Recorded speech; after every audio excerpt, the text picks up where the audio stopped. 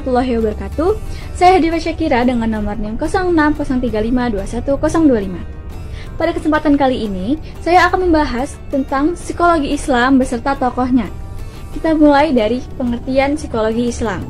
Psikologi Islam adalah sebuah kajian yang baru dikembangkan di awal tahun 60-an. Kajian ini bermula dari usaha Dr. Zakiyah Drajat yang mulai mengenalkan psikologi dari tujuan agama.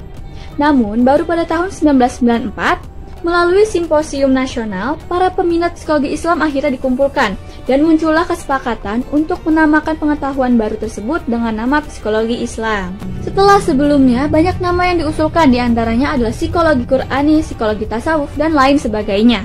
Psikologi Islam adalah studi tentang diri atau jiwa dari perspektif Islam dengan konsep-konsep yang tidak termasuk dalam bentuk-bentuk kajian bidang barat, yaitu seperti pengaruh gaib, dampak takdir, godaan syaitan, dan masuknya ruh. Psikologi Islam juga membahas topik-topik dalam psikologi dengan ajaran Islam, sejarah, nilai-nilai, dan ide-ide sebagai dasar seperti ilmu saraf, filsafat, pikiran, psikiatri, kedokteran, dan terapi. Dan bagaimanakah sejarah perkembangan psikologi Islam? Sejarah psikologi Islam sejatinya terkait dengan dua aspek yang saling berkendalian. Pertama, aspek intern yang meliputi potensi-potensi tentang ajaran psikologi yang terdapat dalam sumber-sumber ajaran Islam sendiri dan pemikiran intelektual Muslim dalam sejarah Islam pada masa lalu. Dan yang kedua yaitu adalah aspek ekstern, di mana yaitu aspek ini di luar ajaran atau pemikiran tentang psikologi yang sudah inherent dalam ajaran maupun sejarah Islam pada masa lalu. Untuk aspek ekstern ini, sebagian orang mengaitkan kemunculan psikologi Islam dengan dua peristiwa, yaitu yang pertama adalah kebangkitan Islam dan yang kedua adalah kritisisme ilmu pengetahuan modern. Psikologi Islam yang akan saya bahas kali ini yaitu ada dua. Yang pertama adalah At-Tabari. Di sini saya akan membahas tentang biografi dan juga pemikiran dari masing-masing tokoh. Yang pertama kita mulai membahas dari At-Tabari.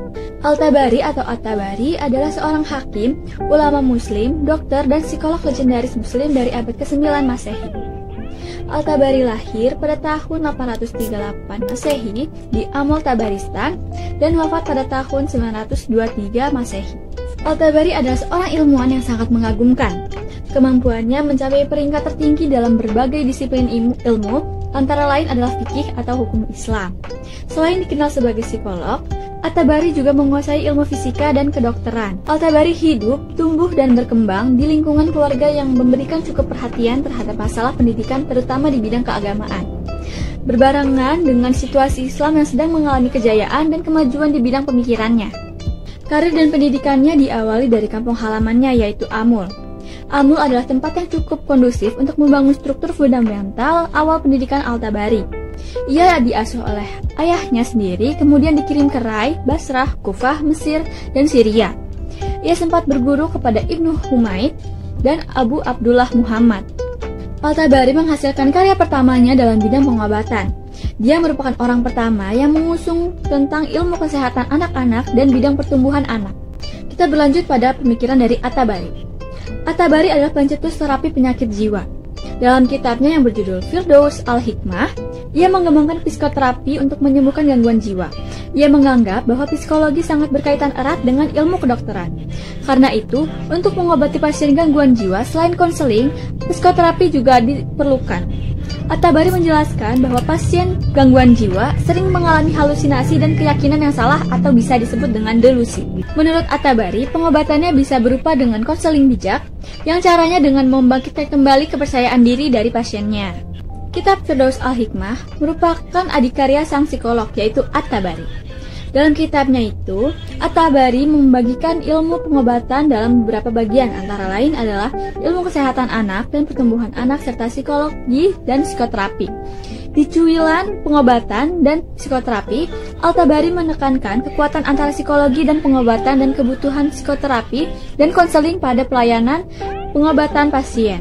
Saya Faldur Rahman Syarif Putra dengan nomor NIM 0603521021 bab 14 Psikologi Islam dari kelompok 5. Biografi Ahmad Ibnu Sahal Al-Baihaqi. Ahmad Ibnu Sahal Al-Baihaqi adalah seorang dokter yang lahir pada 850 Masehi dan wafat pada 934 Masehi.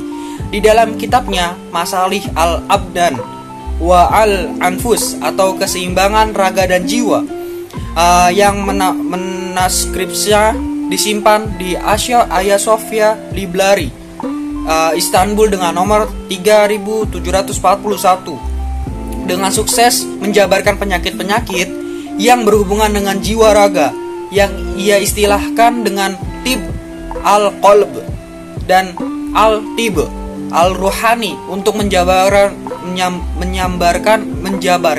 penyakit-penyakit yang berhubungan dengan penyakit kejiwaan dan penyakit-penyakit yang berhubungan dengan spiritual.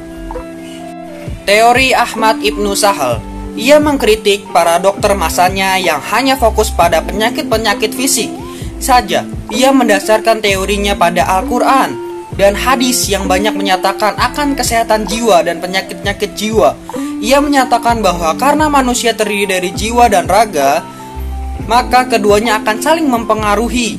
Yang demikian, manusia tidak akan mencapai kesehatan sempurna jika tidak tercapai antara kesehatan jiwa dan raga. Jika raga sakit, maka jiwa akan kehilangan banyak energi kognitif dan kemampuan berpikir komprehensifnya, yang kemudian akan mempengaruhi kemampuan untuk menikmati kebahagiaan yang diinginkan dalam hidupnya. Demikian juga raga tidak akan mampu menikmati kebahagiaan jika jiwa sedang sakit, yang kemudian akan mengakibatkan penyakit fisik. Dengan teori-teorinya tersebut, Al-Baihaqi disebut sebagai pencetus psikologi kognitif dan psikologi pengobatan. Hubungannya dengan psikologi modern saat ini.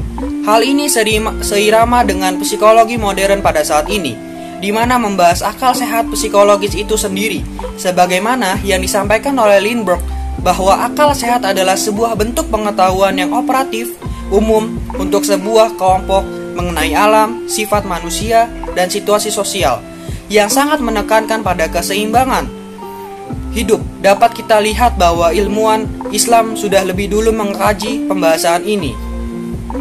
Pemikiran Ahmad Ibnu Sahal. Pemikirannya tentang kesehatan mental digalinya dari Al-Quran dan Sunnah. Di antaranya adalah Quran surat 2 ayat 10, yang artinya dalam hati mereka ada penyakit, dan sabda Nabi, ketahuilah sesungguhnya dalam badan manusia itu ada segumpal daging.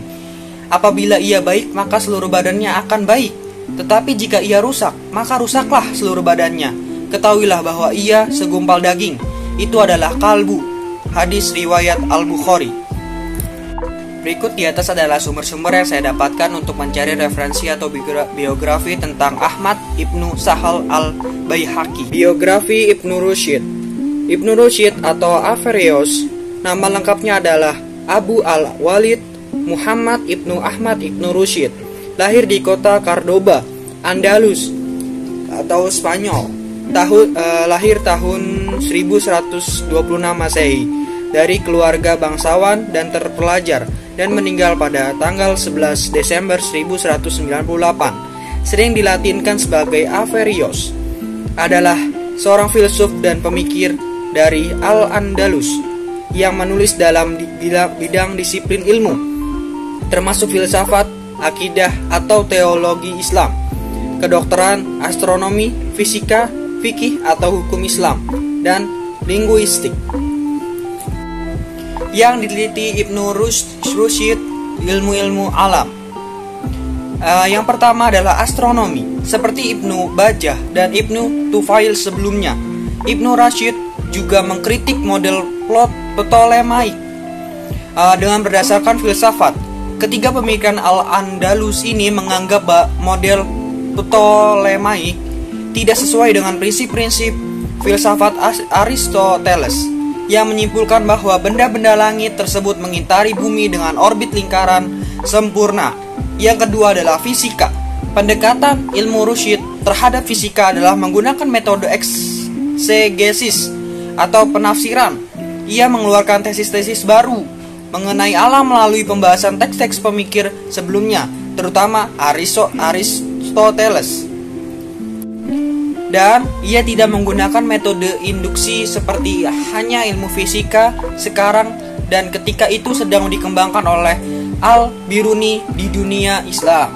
Yang ketiga adalah psikologi. Ibnu Rushd menjabarkan pemikirannya di bidang psikologi dalam 3 tafsirnya mengenai karya Aristoteles, De Anima, yang artinya mengenai jiwa. Ibnu Rushd berusaha menjelaskan akal manusia dengan metode filsafat dengan menafsirkan gagasan-gagasan Aristoteles. Pemikiran Ibnu Rushd.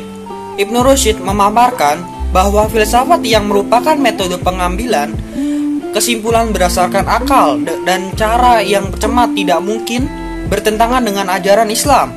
Keduanya hanyalah 2 cara untuk memperoleh kebenaran yang sama, dan kebenaran tidak mungkin bertentangan dengan kebenaran.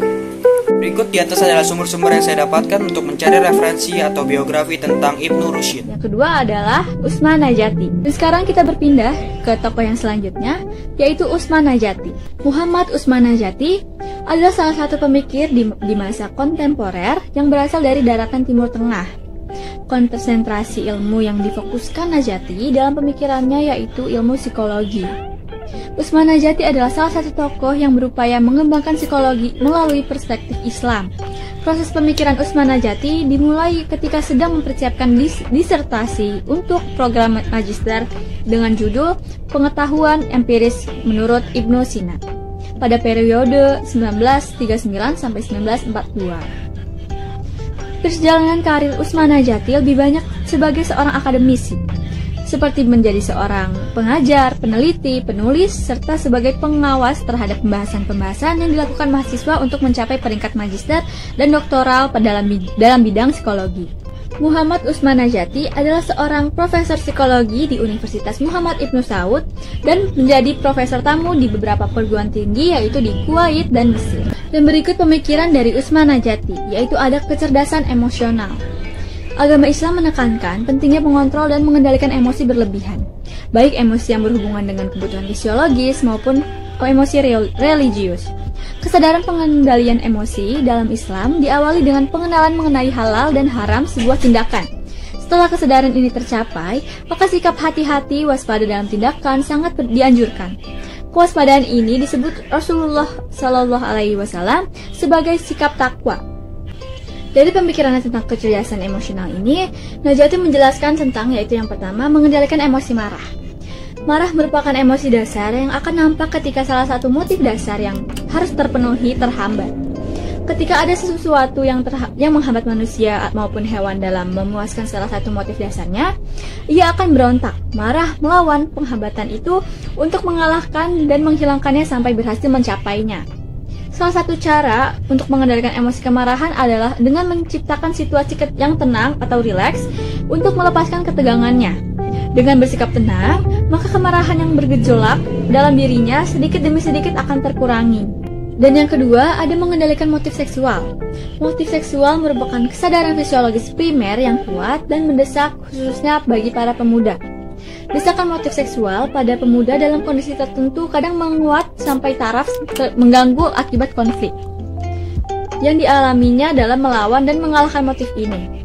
Dalam kondisi seperti ini, pemuda dapat menekankan desakan seksualnya melalui berbagai cara, diantaranya adalah dengan berolahraga, melakukan aktivitas-aktivitas lain dalam bidang sastra, seni, sosial, dan beragam sehingga dapat menguras energi tubuhnya. Dan yang ketiga, ada mengendalikan keserakahan. Ketamakan, keserakahan, dan kekikiran bersumber pada ketidakmampuan mengendalikan rasa ingin memiliki. Selain itu, kekikirannya dapat mencegah dirinya berinfak, berzakat, dan bersedekah kepada fakir dan miskin. Untuk itu, Rasulullah SAW menganjurkan sifat qanaah dan rela atas rezeki yang telah dibagikan Allah kepada manusianya. Dan yang terakhir, ada mengendalikan rasa takut.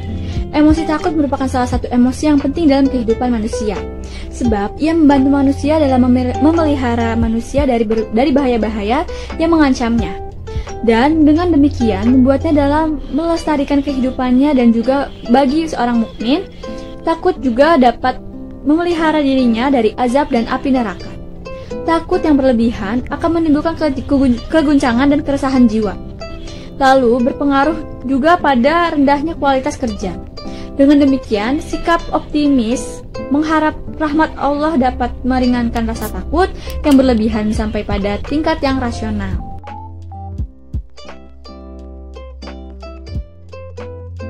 Saya Faris Fatin Salsabila dengan NIM 0603521022. Hari ini saya akan menjelaskan salah satu tokoh psikologi Islam, yaitu Zakiyah Darajat. Profesor Dr. Haja Zakiyah Darajat adalah pakar psikologi Islam Indonesia yang lahir di Bukit Tinggi, Sumatera Barat pada tanggal 6 November 1929. Kemudian beliau wafat di Jakarta tanggal 15 Januari 2013. Dalam karirnya di tahun 1964, ia bekerja di Departemen Agama selama 30 tahun dan menghabiskan sisa umurnya sebagai pendidik dan guru besar ilmu psikologi di Universitas Islam Negeri atau UIN Syarif Hidayatullah, Jakarta. Setelah menyelesaikan pendidikan doktor di Mesir pada tahun 1964, Zakiyah membagi waktu bekerja dan membuka praktik konsultasi psikologi. Pemikiran-pemikiran beliau inilah yang banyak mempengaruhi wajah sistem pendidikan di Indonesia dalam bidang pendidikan agama. Sekitar di tahun 1975, beliaulah yang melahirkan pembaruan madrasah dalam surat keputusan bersama atau SKB 3 Menteri, yaitu Menteri Agama, Mendikbud, dan Mendagri. Psikologi Islam menurut Zakiyah Darajat berkaitan erat dengan pendidikan Islam. Ia mengutarakan bahwa terjadinya fenomena-fenomena yang tidak lazim di dunia pendidikan Indonesia mengindikasikan adanya gangguan jiwa atau kesehatan mental yang mengalami gangguan yang terjadi pada mayoritas masyarakat Indonesia.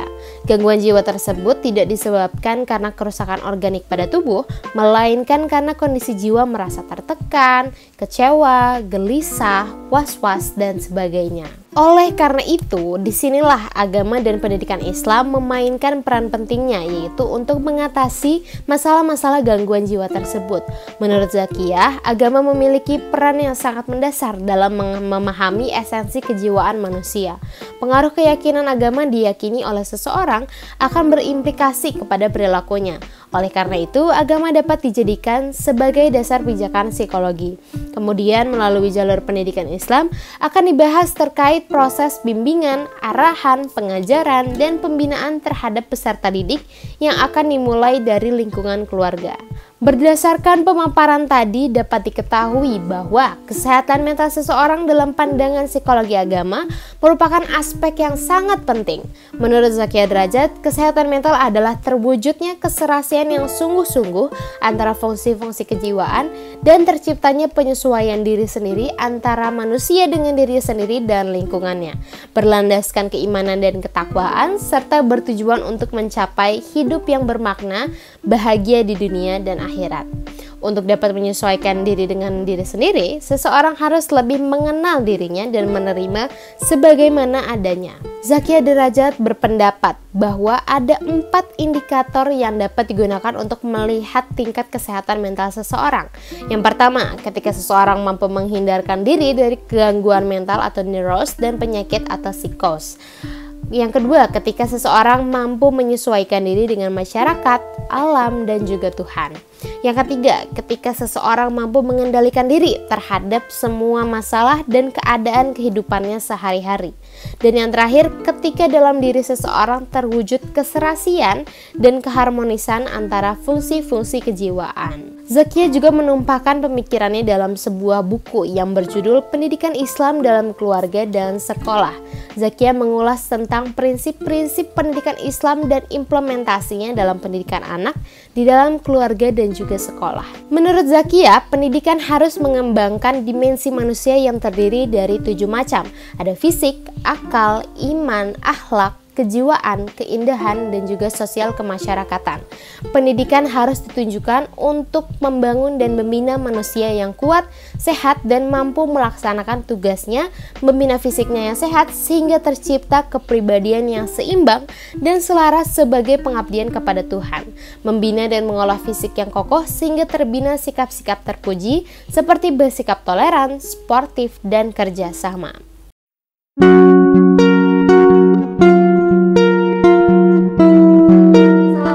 Warahmatullahi wabarakatuh. Saya Farah Fadila Utami dengan NIM 060 352 1023. Kali ini saya akan menjelaskan 2 tokoh psikologi Islam. Tokoh yang akan saya bahas adalah Abdullah Nasih Ulwan. Ia adalah seorang ulama, faqih, dai, dan juga seorang pendidik. Ia dilahirkan di Desa Qodi, Kota Halab, Suriah pada tahun 1928 di sebuah keluarga yang taat beragama. yang sudah terkenal dengan ketakwaan dan kesolehannya. Nah, nasabnya ia ini sampai dengan Al-Husain bin Ali bin Abi Thalib. Pada tahun 1964, Abdullah Nasih Ulwan ini lulus sekolah dasar dan sekolah lanjutan pertama di Halab. Kemudian pada tahun 1949, ia lulus sekolah lanjutan tingkat atas jurusan ilmu syariah dan pengetahuan. Dan pada tahun 1952, ia lulus dari Universitas Al-Azhar di Mesir dan mengambil Fakultas Usuluddin. Lalu pada tahun 1954 ia menerima ijazah spesialis pendidikan setara dengan gelar Master of Arts. Ia ini berperan dalam psikologi khususnya dalam pendidikan kejiwaan pada anak-anak. Nah, pendidikan kejiwaan ini adalah suatu upaya mendidik anak guna membentuk, menyempurnakan, dan menyeimbangkan kepribadian anak sehingga ketika anak telah mencapai usia dewasa dapat terbebas dari berbagai macam gangguan kejiwaan. Munculnya berbagai gangguan-gangguan kejiwaan pada anak menurut Ulwan pada prinsipnya disebabkan oleh 3 faktor.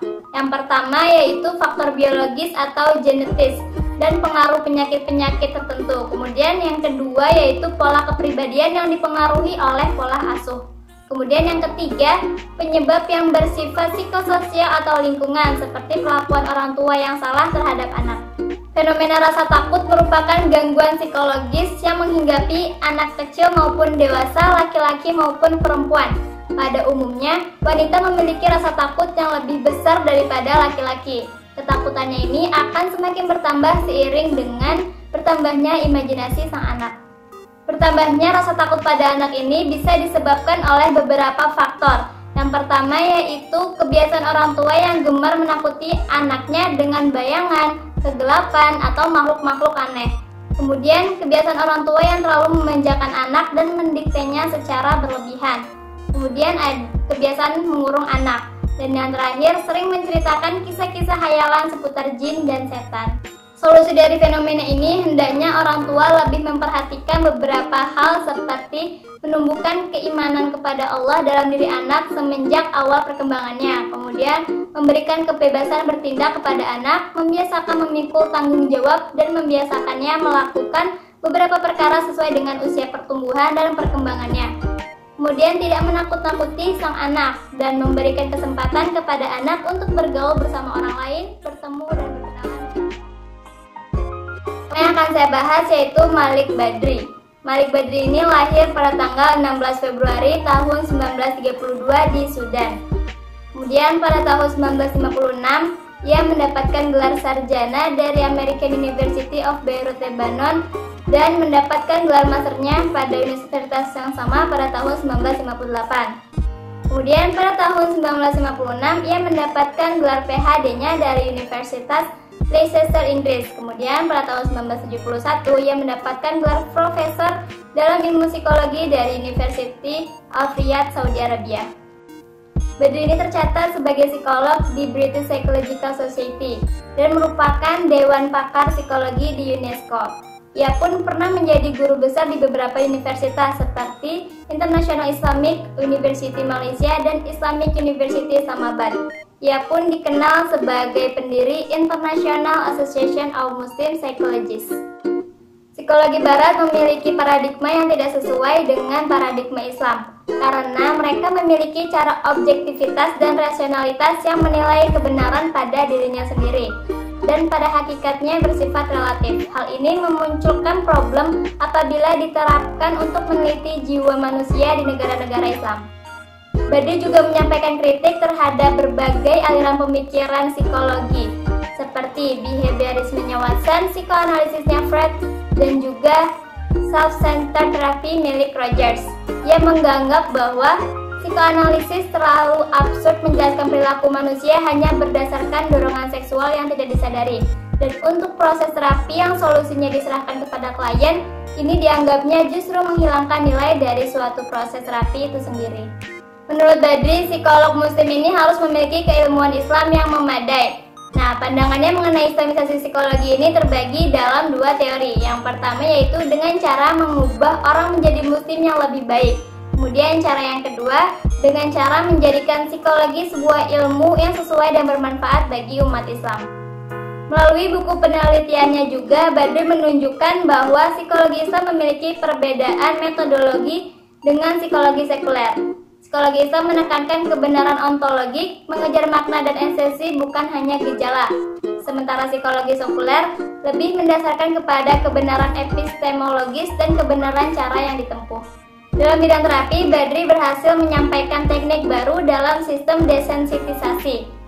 Sistem desensitisasi ini adalah suatu teknik untuk mengurangi respon emosional yang menakutkan, mencemaskan, atau tidak menyenangkan melalui aktivitas-aktivitas yang bertentangan dengan ketakutan tersebut.